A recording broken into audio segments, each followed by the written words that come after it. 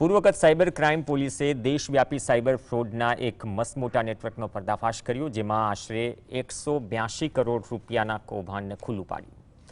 સામાન્ય લોકોને લાલચ આપી તેમના બેંક ખાતાનો દુરુપયોગ કરતી આ ટોળકીના મુખ્ય સૂત્રધાર સહિત 4 આરોપીઓ ઝડપી લેવાયા। રૂપિયા 182 કરોડના સાયબર ફ્રોડનો પર્દાફાશ। નાના લોકોના એકાઉન્ટનો થતો દુરુપયોગ। મ્યુલ એકાઉન્ટ વડે થતો સાયબર ફ્રોડ। પૂર્વ કચ્છ પોલીસે સાયબર ફ્રોડને લઈને અત્યાર સુધીની સૌથી મોટી કાર્યવાહી કરી। સાયબર ક્રાઇમ પોલીસે 182.38 કરોડની રકમના મસમોટા સાયબર ફ્રોડનો પર્દાફાશ કર્યો। આ ટોળકી નિર્દોષ લોકોને ભોળવી તેમના બેંક ખાતાનો મ્યુલ એકાઉન્ટ તરીકે ઉપયોગ કરતી હતી। પોલીસ તપાસમાં બહાર આવ્યું છે કે સાયબર ફ્રોડમાં કુલ 81 જેટલા બેંક ખાતાઓનો ઉપયોગ કરવામાં આવ્યો હતો।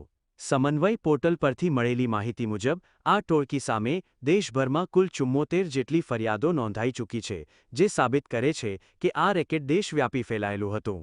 પોલીસને તપાસમાં કુલ 17 જેટલા ગંભીર સાયબર ગુનાઓમાં આ ગેંગની સીધી સંડોવણીના પુરાવા મળ્યા છે।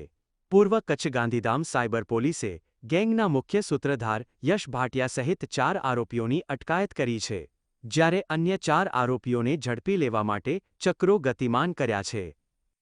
આ ઓવરઓલ જે બનાવ જે ગુનો દાખલ કરવામાં આવ્યો છે એમાં અત્યારે 8 આરોપીઓ વિરુદ્ધ ગુનો દાખલ કરવામાં આવ્યો છે, જેમાં પોલીસ દ્વારા 4 આરોપીઓને ધરપકડ કરવામાં આવેલી છે, જેમાં સૌથી મુખ્ય જે છે યશ ભાટિયા એમને પણ પકડી પાડવામાં આવ્યું છે।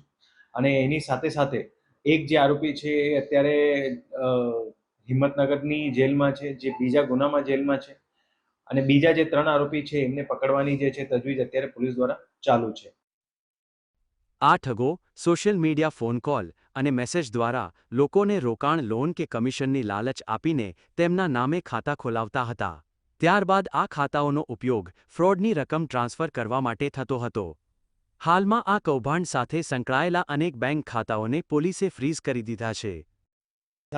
અને જ્યાંથી ક્રાઇમ થતું હતું એમાં આપણે ભારત દેશના અલગ અલગ રાજ્યોમાંથી જે છે આખું આ નેટવર્ક જે છે એમાં ઉદ્ભવ થતું હતું, જેમાં વેસ્ટ બેંગોલ, તમિલનાડુ, દિલ્હી, હરિયાણા, ઉત્તર પ્રદેશ એ ત્યાંથી પણ જે છે અલગ અલગ રીતે આ ટોળકી દ્વારા જે છે બીજા લોકોના સાથે રાખીને આમાં આ આખી ક્રાઇમ કરવામાં આવતું હતું। પૂર્વ કચ્છ પોલીસે લોકો અપીલ કરી છે કે કોઈપણ અજાણ્યા કોલ કે લિંક પર વિશ્વાસ કરી પોતાની બેંક વિગતો કે OTP શેર ન કરવા। જો કોઈ સાયબર ફ્રોડનો ભોગ બને તો તાત્કાલિક સાયબર હેલ્પલાઇન અથવા નજીકના પોલીસ સ્ટેશનમાં જાણ કરવી। દાઉદ સમેજા, GSTV ભુજ।